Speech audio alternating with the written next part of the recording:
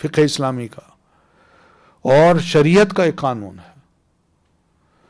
ایسی بے شمار مثالیں کتب حدیث میں دیکھی جا سکتی ہیں، بہت سی مثالیں ملتی ہیں.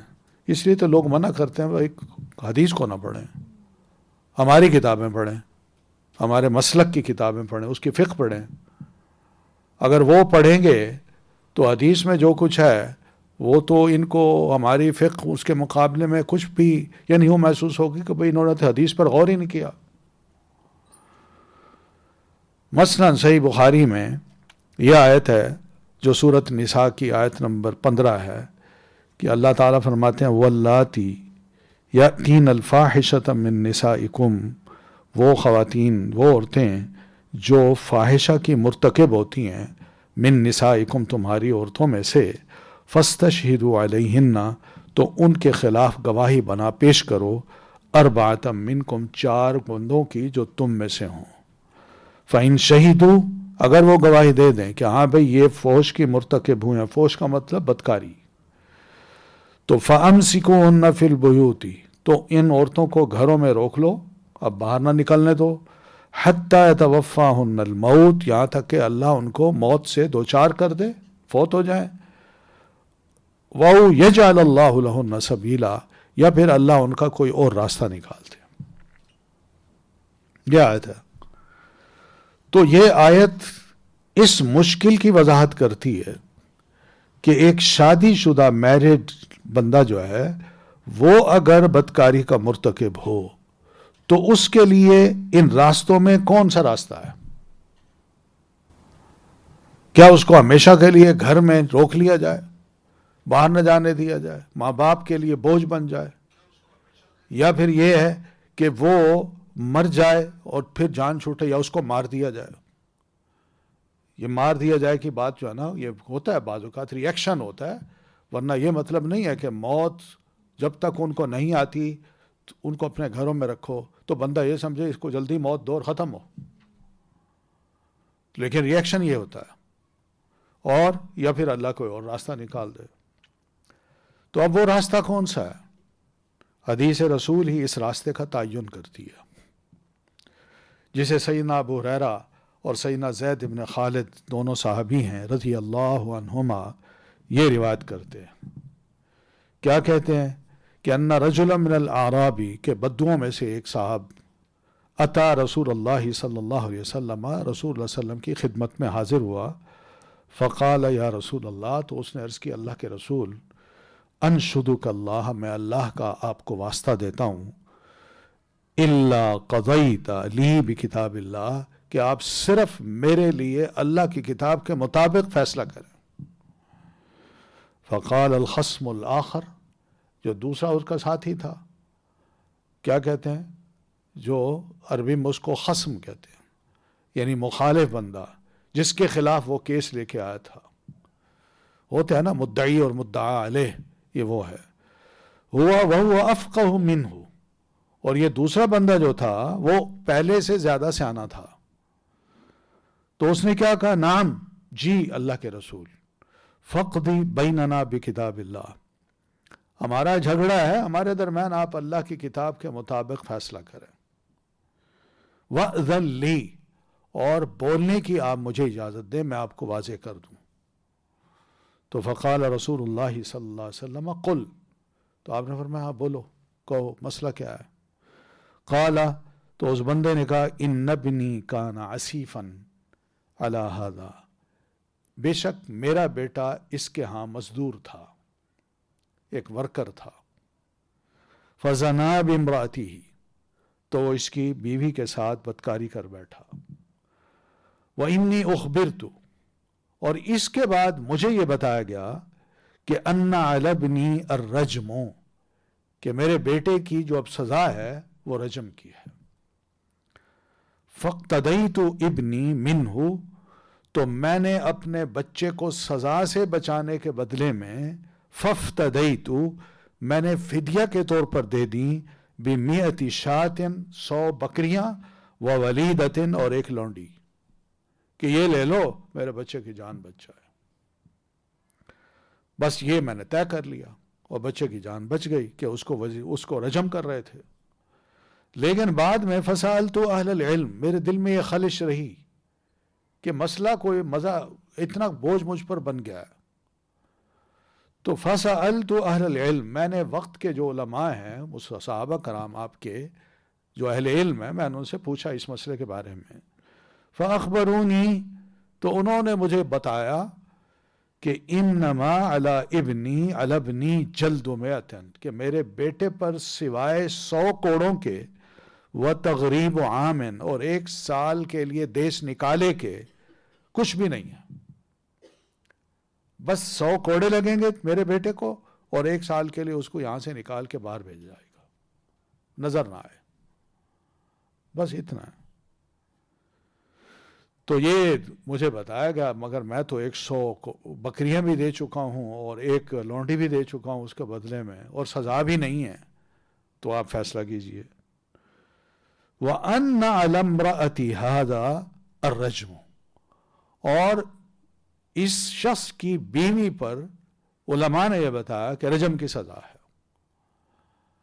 تو اس کو رجم ہوگا بیوی کو، اور اس کو میرے بیٹے کو 100 کوڑے لگیں گے. مگر معاملہ ایسا ہے کہ جو پہلے ہم کر چکے ہیں. اب آپ فیصلہ کیجئے پہلا معاملہ غلط تھا یا یہ معاملہ صحیح ہے. فقال رسول اللہ صلی اللہ علیہ وسلم، تو رسول اللہ صلی اللہ علیہ وسلم نے فرمایا، والذی نفسی بیدہ، اس ذات کی قسم جس کے ہاتھ میں میری جان ہے. یہ ہاتھ کا لفظ آپ نے بھی بولا ہے، قرآن مجید میں بھی ہاتھ کا لفظ ہے نا. اللہ کی جو صفات ہیں ان صفات میں یہ نہ سمجھیے کہ اللہ کوئی ایسی شے ہے جس کا وجود ہی نہیں، یا وجود ہے تو اس کی کوئی شیپ ہی نہیں. نہیں، اللہ خود تبارک الذی بیدہ الملک، ہاتھ کا ذکر کرتا ہے اللہ تعالیٰ. ٹھیک ہے نا. انگلیوں کا ذکر آپ نے سنا ہوگا کہ حدیث میں آتا ہے کہ بندے کا دل رحمان کی 2 انگلیوں کے درمیان ہے. لیکن یہ انگلیاں اور یہ چہرہ، یہ ہاتھ کیسا ہے؟ ہم یہ کہیں گے لیس کمثلہ شیء، ہم اس کی مثال نہیں دے سکتے. بس اتنی سی بات ہے کہ اللہ کا چہرہ مثلاً ایسا ہے، اس کا ہاتھ مثلاً ایسا ہے، اس کی انگلیاں مثلاً ایسی ہیں. یہ ہم نہیں کہ اس لیے کہ ہم نے دیکھا ہی نہیں، لیکن اس نے جو کہا اس کو ہم مانتے ہیں. یہ ایمان ہے. تو یہاں نبی علیہ الصلوۃ والتسلیم فرما رہے ہیں والذی نفسی بیدہ. ید کا مطلب یہاں قوت کا نہیں کرنا. یہ مجازی معنی جو ہے نا یہ غلط ہو جائے گا. اس میں ہم اللہ تعالیٰ کے صفات کا انکار کر دیں گے. جس کو اللہ نے بیان کیا اس کی غلط تعویل کریں گے، اس کی اجازت نہیں ہے. تو آپ کیا فرماتے ہیں؟ لَأَقْضِيَنَّ بَيْنَكُمَا بِكِتَابِ اللَّهِ، کہ میں ضرور تم دونوں کے درمیان اللہ کی کتاب کے مطابق فیصلہ کروں گا.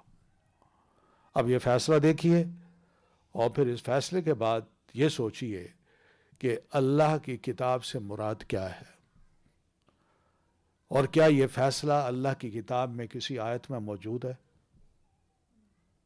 یہ 2 سوال ہیں جو دیکھنے ہیں. اور کیا نبی علیہ الصلوۃ والتسلیم کا کہا ہوا وہی ہے کہ نہیں، کتاب اللہ ہے کہ نہیں.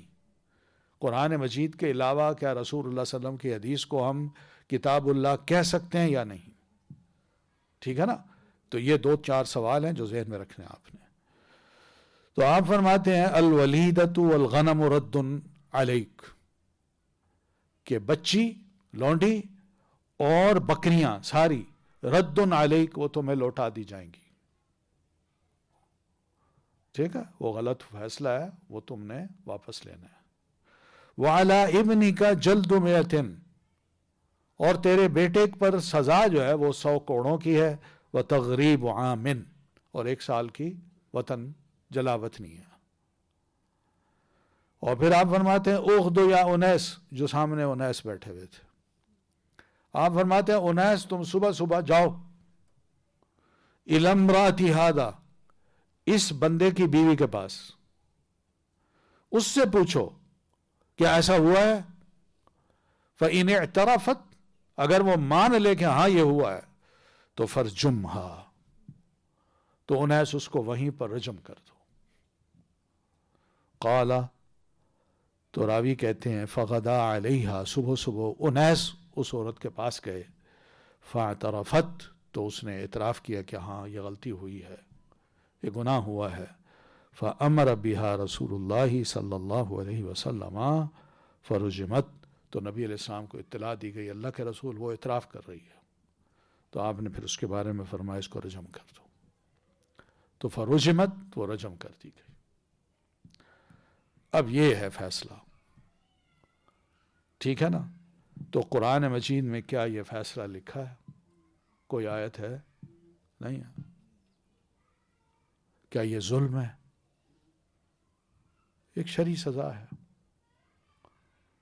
پھر دوسری بات یہ ہے کہ جس خاتون نے اس سزا کو تسلیم کیا ہے وہ تو اس کو ظلم نہیں مان رہی. وہ اس کا تو ایمان تھا جس کی وجہ سے اس نے اعتراف کر لیا، اور اس ایمان کی وجہ سے وہ ڈرتی تھی اس بات کی کہ اگر بغیر پاک ہوئے میں دنیا سے رخصت ہو گئی تو میں اللہ کو کیا منہ دکھاؤں گی. تو اس لیے ہمیں حسن ظن رکھنا چاہیے کہ جو رجم ہوتا ہے اس کا یہ مطلب نہیں ہوتا کہ اس نے بڑی گندی موت خدا نہ خواستہ اس کو حاصل ہوئی، بلکہ وہ گناہوں سے پاک ہو کے اس دنیا سے رخصت ہوئی. اور اس نے جو توبہ کی ہے وہ توبہ بھی اگر کسی 70 گناہ گاروں پر جو اس سے بھی بڑے بڑے گناہ گار ہوں ان پر بھی تقسیم ہو جائے تو وہ ان پر بھی وسیع ہو جائے گی. یہ آپ کے حدیث کے الفاظ ہیں جو کسی خاتون کے بارے میں جس نے اعتراف کیا اور مار کھانا پسند کر دیا مگر یہ پسند نہیں کیا کہ میں اللہ کی بارگاہ میں پہنچوں تو اس حالت میں پہنچوں. تو بہرحال اب یہ حدیث ہے، اور یہ حدیث جو ہے نا یہ کوئی عام کتابوں میں نہیں ہے، بلکہ یہ صحیح مسلم کی روایت ہے اور صحیح بخاری کی روایت ہے. یہ صحیح بخاری کی ہے. کچھ لوگ جو ہے نا ان چیزوں کو جب پڑھتے ہیں نا تو چڑھتے ہیں صحیح بخاری کی ان روایات سے، اور اس کو ماننے سے ڈرتے ہیں. وجہ کیا ہے؟ شاید وجہ میں تو سمجھتا ہوں یہ ہے کہ ماضی ایسے لوگوں کا شاید ایسے ماحول میں گزرا ہے جس کی وجہ سے ان کو یہ گناہ اتنا بڑا گناہ نظر نہیں آتا، اور پھر اس کے روکنے کا بھی کوئی ان کا اس حدیث کا تو انکار کر دیتے ہیں مگر اس برائی کو روکنے کا کوئی ذریعہ نہیں بتاتے، طریقہ نہیں بتاتے کہ اور طریقہ بھی ہو سکتا ہے. وہ کیا ہو سکتا ہے؟ وہ ہے ہی نہیں. تو دوسرا مطلب یہ ہے کہ ایسے بدکار لوگوں کی ہمدردیاں اپنے دل میں رکھ کے لوگوں کو بتاؤ، حدیث کا انکار کرواؤ، اور اس قسم کی بدکاری کو عام کرنے کے لیے اجازت دے دو. جیسے آج کل ہو رہا ہے پاکستان کے اندر. جی سر میں بھی یہ کہنا رہتی کہ جو پاکستان میں آج کل ہو رہا ہے اگر شرعی سزائیں ہوتی تو ڈر کی وجہ سے کوئی نہیں. اور آج آپ دیکھیں گے جو پروٹیسٹ کر رہی ہے جو بچیاں، ان کا کیا ہے کہ سزا ایسی سزا ان کو دی جائے، ان کو ایسا لٹکایا جائے کہ دوبارہ کوئی جو ہے وہ ایسا کام نہ کر سکے. لیکن نہیں کرتے نا، نہیں کرتے، گھبراتے ہیں یہ لوگ. اگر امپلیمنٹ کریں تو خود بخود برائی رک جائے گی. اور پھر دوسری بات یہ ہے کہ برائی کو روکنے کے لیے ان کی زبان گنگ ہے، لیکن جو اچھائیاں ہیں اس کے خلاف زبانیں چلتی ہیں، قلم چل رہے ہیں. اور یہ ہم مسلمان ہیں، اپنے آپ کو کہتے ہیں ہم مسلمان ہیں. جی ہاں.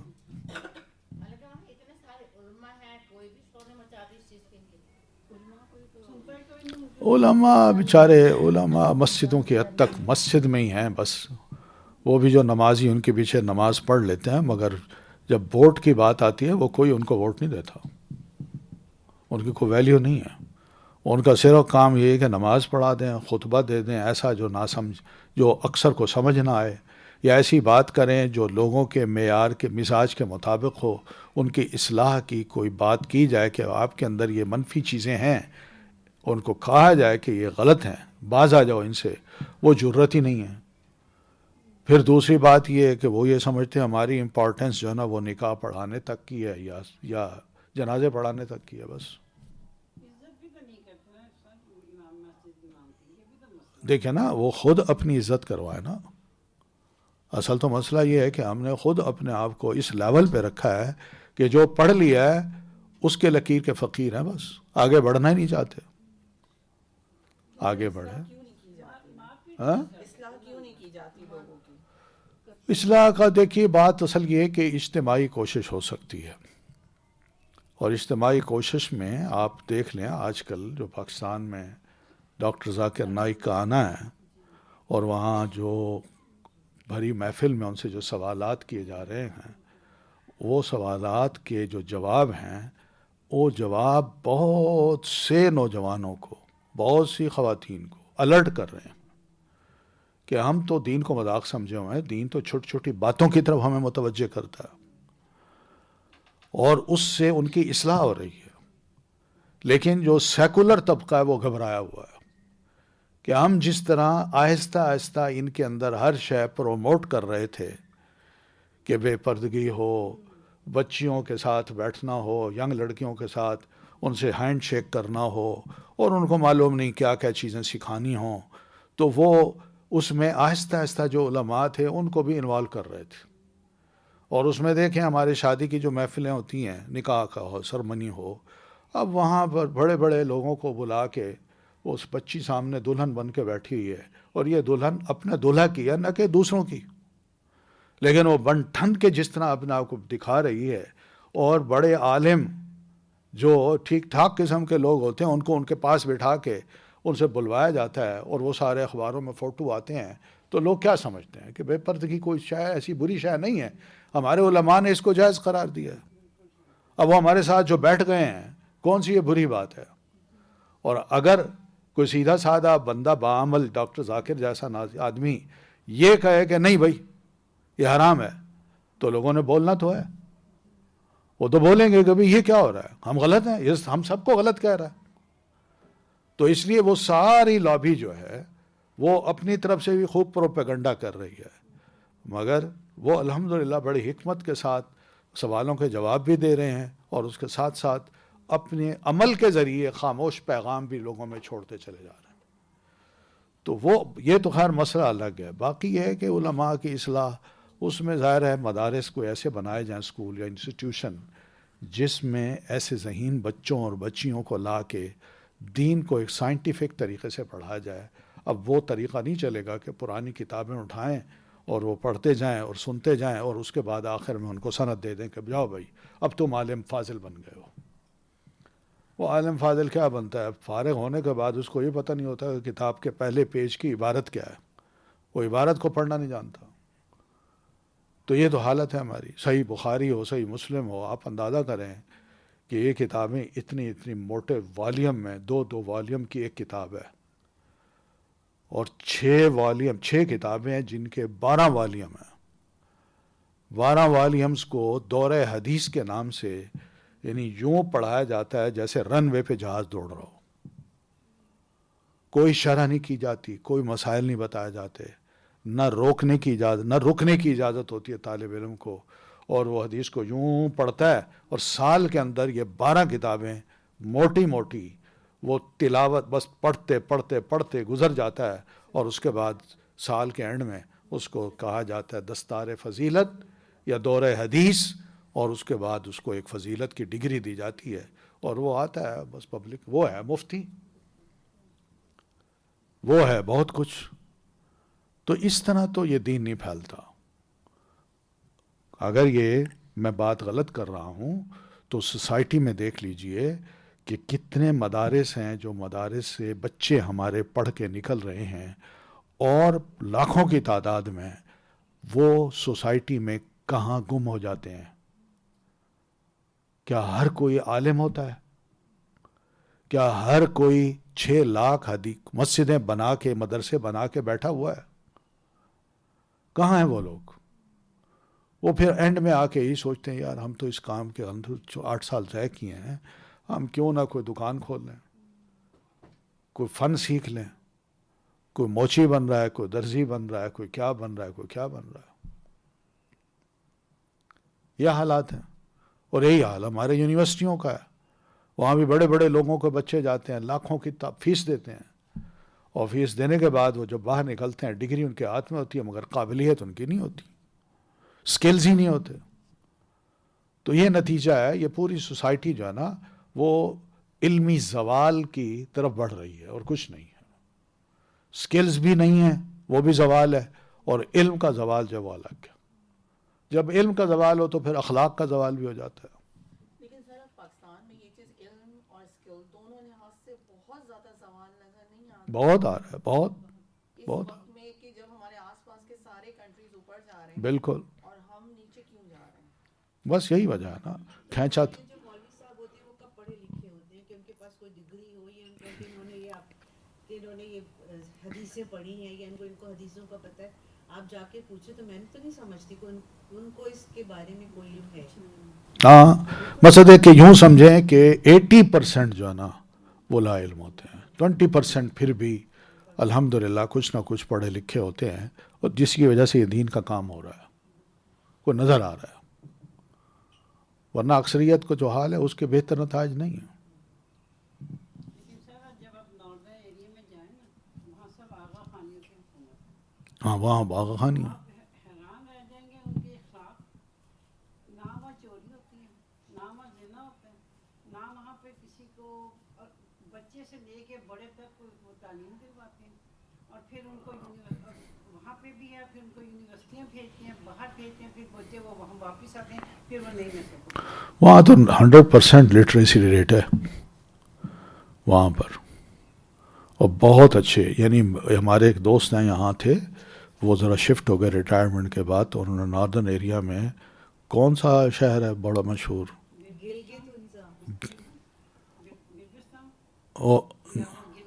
نہیں اور چترال کے علاوہ، اور سوات تو اس میں نہیں ہے. گلگت جاتے ہوئے راستے میں، ہاں ہاں ہاں. تو اس میں اس علاقے میں جا کے انہوں نے پہاڑی کے اوپر ایک مکان کرایہ پہ لیا، تو اس میں وہ رہتے تھے. گرمیاں ساری وہیں گزارتے ہیں، اور کم از کم 3-4 سال وہاں رہے ہیں. اپنی اہلیہ کو بھی لے گئے. وہ کہتے ہیں میری اہلیہ بیمار تھی، میں نے کہا کسی اچھی جگہ پہ ان کو لے جاؤں جہاں آب و ہوا اچھی ہو، خوراک اچھی ہو. اور وہاں لے گیا تو ایک خاتون بھی، میں نے وہ بزرگ خاتون تھی تو اس کو رکھ بھی لیا، جو میری وائف کی مالش وغیرہ مساج وغیرہ کرتی تھی. لیکن چند دن کے بعد وائف کا پہاڑ سے نیچے اترنا اور چڑھنا وہ اتنا مبارک ثابت ہو، وہ ہیلتھی ہو گئی. تو اچھی خوراک، اچھا کھانا، طبیعت ٹھیک. تو وہ کہہ رہے تھے کہ میں جب اپنے گھر سے نکل کے مسجد نماز پڑھنے جاتا تو پہاڑ سے اترنا اور وہاں پہنچنا اور نماز پڑھ کے جب میں واپس آتا تو جوان بچیاں آ رہی ہوتی تھیں، بالکل اکیلی جنگل کا راستہ ہے، لیکن اتنے پرسکون کہ مجال ہے کوئی آنے جانے والا اس کی طرف کوئی نظر اٹھا سکے. 5 دفعہ جانا اور 5 دفعہ آنا. ہاں، یہ تو خیر ان کا کام تھا نا، لیکن وہاں کے جو ماحول ہے وہ بتا رہے تھے کہ ینگ لڑکی 2 لڑکیاں آرام سے آ رہی ہیں کالج سے، پہاڑی راستے عبور کرتے اپنے گھر جا رہی ہیں. تو یہ بہرحال ہے، وہاں سب کچھ ہے، لیکن تعلیم کا فائدہ تو ہوتا ہے نا. پھر دیکھیں پھر آغا خانی ہے. اور وہ ہم جب وہ بتا رہے تھے ہمیں کہ کہتے ہیں یہ آ جاتے ہیں پاکستان سے، پنجاب سے امام، کیا بتانے آتے ہیں کہ ایسے ہاتھ رکھو کہ ایسے رکھو، ہم ان سے زیادہ جانتے ہیں. وہ تبلیغ ہی نہیں کرنے دیتے. وہ کہتے ہیں ان کو یا پہلے خود تو ٹھیک ہو. ہم تو کافی جاتے رہتے ہیں. تو بتا رہا تھا کہنے کا یہ کیا تماشا بنایا آپ نے. میں نے تو نہیں بنایا. تو وہ پھر کیا فائدہ ہوا. اب وہ آغا خانی ہو کر اتنی ایماندار ہے، ہم مسلمان ہو کر ایماندار نہیں ہیں. بس افسوس کی بات ہے نا.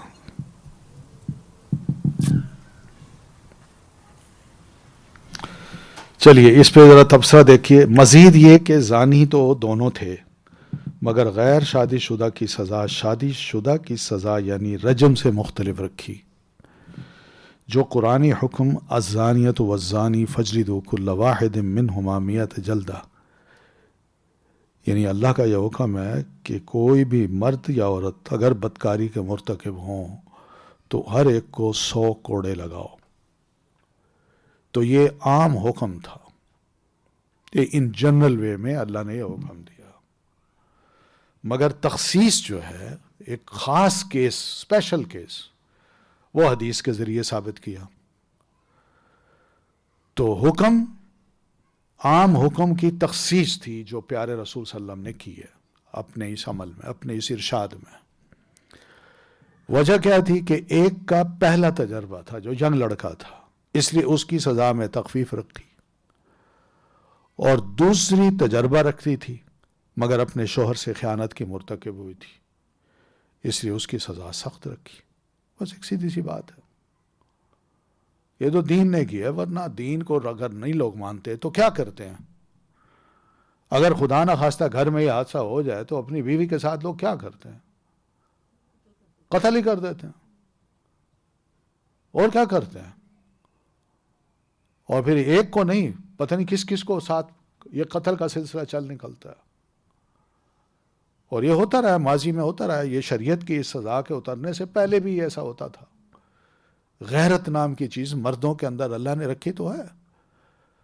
تو ایسی چیز جو ہے نا، جو شریعت میں معتدل راستہ دکھا رہی ہے، اس کو اگر ہم نہ مانیں تو بعد میں بھی اس طرح کے حادثے ہوں گے جیسے دور جاہلیت میں ہوتے تھے. دور جاہلیت میں یہی کچھ ہوتا تھا، اور حدیث کو ایک طرف رکھیں تو پھر بھی ہم لوگوں کے لیے وہی راستے کھول دیں گے، بھائی ٹھیک ہے جی، ہر شے جائز ہے. تو بہرحال تفسیر کے یہ طریقے قرآن مجید کا بیان اور اضافہ ہیں، اختلافی نہیں ہیں. یہ اصل چیز ہے. لوگ سمجھتے ہیں کہ حدیث کا قرآن سے اختلاف ہے. یہ اصول بنایا ہوا ہے، اصول فقہ کا ایک اصول بنا ہوا ہے کہ کوئی حدیث اگر قرآن کے خلاف ہوگی تو ہم اس کو چھوڑ دیں گے. وہ کہاں اختلاف؟ اللہ کے رسول پر قرآن نازل ہو اور آپ کوئی عمل یا ارشاد فرمائیں وہ قرآن کے خلاف ہو، اللہ اس کو برداشت کرے گا؟ آپ تو سوچ ہی نہیں سکتے، کہ ہم نبی علیہ السلام کے بارے میں سوچ ہی نہیں سکتے. پھر جب یہ حدیث ہمارے پاس آتی ہے تو اس کی ریسرچ ہوتی ہے کہ صحیح ہے کہ ضعیف ہے، موضوع ہے. اور جو موضوع ہوگی، فیبریکیٹڈ ہوگی یا ضعیف ہوگی، وہ ضرور قرآن کی تعلیم کے خلاف ہوگی. اور جو صحیح ہوگی وہ ضرور قرآن مجید کا بیان ہوگا یا اس کا پر اضافہ ہوگا. اور وہ بھی شریعت جائز قرار دیتی ہے. وہ بھی وہی ہے، کیونکہ اللہ کے رسول صلی اللہ علیہ وسلم پر کے بارے میں قرآن کہتا ہے وَمَا يَنْطِقُ عَنِ الْهَوَىٰ إِنْ هُوَ إِلَّا وَحْيٌ يُوحَىٰ. کہ رسول کا نطق جو ہے وہ بھی وہی ہے. تو اس وحی کو ہم نے ماننا ہے. اگر نہیں مانتے تو قرآن مجید کی اس آیت کو نہیں مانتے، اور قرآن مجید کی ایک آیت کا انکار سارے قرآن کا انکار ہے. تو بہرحال اس تعین کے بعد کوئی کنٹراڈکشن باقی نہیں رہتی، اور تقدیم علی الکتاب کا اصول بھی بے معنی ہو جاتا ہے. جو فقہی اصول ہے کہ اس طرح اگر ہم حدیث کو جو قرآن کے خلاف ہو مان لیں تو اس کا دوسرا مطلب ہوگا کہ ہم حدیث کو قرآن پر مقدم کر رہے ہیں. تو اس اصول کو بنا کے حدیث کو چھوڑ دیا جاتا ہے. کہاں مقدم کر رہے ہیں؟ مقدم تو تب ہو کہ اس میں کنٹراڈکشن ہو. کنٹراڈکشن تو ہے نہیں. ایسا سوچنا اہانت حدیث رسول ہے. رسول صلی اللہ علیہ وسلم کی حدیث کی بھی اہانت ہے، رسول کی بھی اور حدیث کی بھی. اور بما اراک اللہ پر عدم اطمینان ہے. اللہ نے فرمایا کہ اللہ کے رسول آپ فیصلے کیجئے اس کے مطابق جو اللہ آپ کو سجھائے. یہاں یہ نہیں کہا بما اوحا کا کہ جو اللہ آپ پر وحی کرے، بلکہ یہ کہا جو اللہ آپ کو سجھائے، جو اللہ تعالیٰ اس موقع پر آپ کو فہم عطا کرے، آپ اس کے مطابق فحکم، آپ فیصلہ کیجئے. تو اللہ کا یہ فرمان جو ہے اس پر بھی بندے کا عدم اطمینان ہے کہ نبی علیہ السلام نے بما اراک اللہ کے مطابق فیصلہ کیا اور بندہ کہے میں اس حدیث کو نہیں مانتا. آپ صلی اللہ علیہ وسلم کی تشریعی حیثیت کا انکار بھی ہے. ایک اور بڑا ظلم ہوتا ہے جب ہم حدیث کو ایک طرف کرتے ہیں تو آپ کی شرعی حیثیت، شریعت نے آپ کو کیا مقام دے رکھا ہے؟ آپ ایک شارع ہیں، شریعت دینے والے ہیں. ہم تو اس کا بھی انکار کر رہے ہیں، ہم ایسی شریعت کو نہیں مانتے. ایک بات کا انکار ہے نا جو شرعی مسئلے کا، وہ ساری شریعت کا انکار ہے۔ آپ کے اس تعین کے بعد اگر کسی کی تسلی لغت، نحو یا رائے اور قیاس پر ہی ہوتی ہے تو پھر وہ سوچے اس آیت کا کیا مفہوم ہے۔ یعنی آپ نے سب کچھ بتا دیا، تعین کر دیا، حدیث واضح سی ہے، تو اب پھر بھی تسلی نہیں ہوتی، پھر بھی آپ جاتے ہیں لغت کی طرف۔ لغت کا مطلب ڈکشنری جو ہے، عربی ڈکشنری، اور وہاں پر لفظ جیسے ہم دیکھتے ہیں کہ ایک لفظ ہوتا ہے اس کے آگے کئی معنی لکھے ہوتے ہیں۔ اب اپنی مرضی سے ہم کوئی معنی لے لیں تو یہ میری مرضی ہے، میری سوچ ہے، مگر ہم پہلے پڑھ چکے ہیں کہ قرآن مجید کو سمجھنے کے لیے یہ جو یاد رکھنا چاہیے کہ قرآن مجید کا ایک لفظ متعدد معنی رکھتا ہے، اور نبی علیہ الصلوۃ والتسلیم کی ذمہ داری تھی کہ آپ ان متعدد معنی میں سے ایک معنی نکالیں اور اس کا مفہوم فکس کر کے امت کو بتائیں، اور آپ نے یہ کیا ہے۔ اس کو ہم چھوڑ دیں اور اپنا معنی لغت سے نکالتے رہیں کہ جناب عربی زبان میں تو اس کا معنی یہ ہے، یا عربی زبان کا فلاں شاعر جو ہے قدیمی دور کا، وہ اس لفظ کو اس معنی میں بیان کرتا ہے جس کا کوئی حوالہ ہی نہ ہو کہ یہ شعر کس نے کہا، کس کتاب میں لکھا ہوا ہے، اور اپنی طرف سے اس کا معنی متعین کر لیا جائے۔ پھر اس کے بعد نحو کی طرف چلے جاتے ہیں کہ نحوی معنی نکلتے ہیں، اس میں بڑی غلطیاں نکلتی ہیں۔ آپ کو ایک میں دلچسپ ایک موضوع دیتا ہوں، آپ ذرا تھوڑا سا، یہاں لائبریری ہے نا، اس میں ایک کتاب پڑھی ہے تدبر قرآن، اس کی آخری جلد اٹھائیں اور اس کے سورت الفیل کی جو تفسیر ہے نظر اس کو پڑھیں۔ سورت الفیل کی الم تر کیف فعل ربک باصحاب الفیل، اس میں جو لفظ ہے ترمیہم بحجارۃ، ترمیہم، اس کے معنی پر غور کیجئے جو آپ سمجھیے اور وہ کیا معنی کرتے ہیں، اس سے پتہ چل جائے گا کہ لغت اور نحو کی جو غلطیاں ہیں وہ ہمارے مفسرین نے کی ہیں، اس کے باوجود بھی ان کو بڑا مقام دیا جاتا ہے۔ یہ حدیث ابھی ہم نے پڑھی ہے لمبی سی، اس حدیث کا مفہوم سمجھنا ہو تو اسی کی تفسیر کا کہ سورہ نور کو نکالیں۔ سورہ نور کی دوسری آیت کی جو تشریح ہے وہ ان کا جو تدبر ہے، تفکر ہے، اور اس کو انہوں نے حتمی شکل دے دی ہے کہ اب اس کے علاوہ قرآن مجید کو سمجھا ہی نہیں جا سکتا صحیح طریقے سے، ورنہ اختلافات ختم نہیں ہوں گے۔ ذرا اس کو بھی پڑھیں، اور پڑھنے کے بعد یہ سوچیں کہ کیا ایک عالم فاضل انسان کی زبان ایسے ہو سکتی ہے؟ کیا واقعی وہ ایسی زبان استعمال کر سکتا ہے اور کرنی چاہیے؟ ذرا وہ بھی پڑھ لیں، ٹھیک ہے۔ پھر رائے اور قیاس کی بات آتی ہے کہ رائے دے دیتے ہیں لوگ۔ قرآن مجید جو نبی علیہ السلام نے طریقے بتائے ہیں، ہم اس کو ایک طرف کر کے اپنی رائے انسان دے دے۔ رائے دو قسم کی ہوتی ہے، ایک رائے محمود ہے اور ایک رائے مذموم ہے۔ رائے محمود وہ ہوتی ہے جو قرآن مجید کے معنی و مفہوم کے عین مطابق ہو، اس کے خلاف نہ ہو، اور رائے محمود اب مذموم وہ ہوتی ہے جس کا قرآن مجید کی کوئی لنک ہی نہیں بنتا اس رائے سے، اور جو بھی دی جا رہی ہے محض قرآن مجید کے معنی و مفہوم کو ڈسٹارٹ کرنے کے لیے دی جا رہی ہے یا انکار کے لیے دی جا رہی ہے، وہ رائے مذموم ہے۔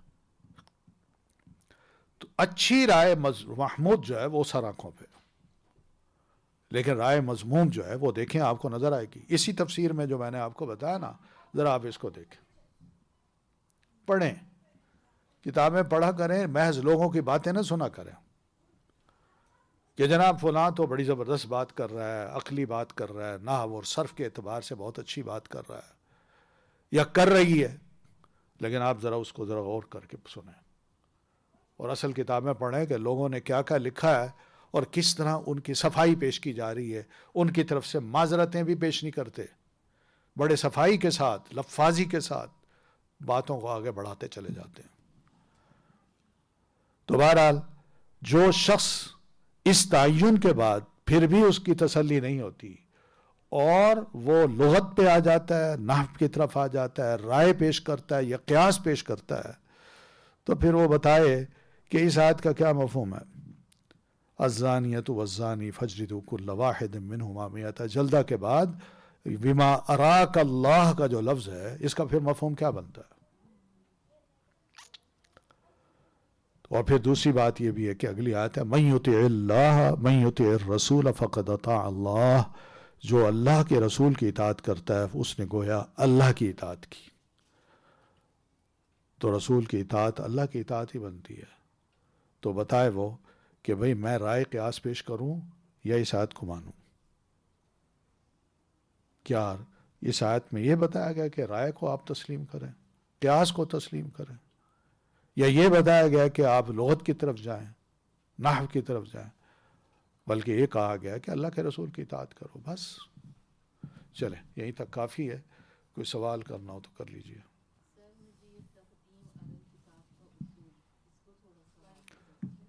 قرآن مجید میں آتا ہے نا لا تقدموا بین یدی اللہ ورسولہ، اللہ اور اس کے رسول کے آگے مت بڑھو۔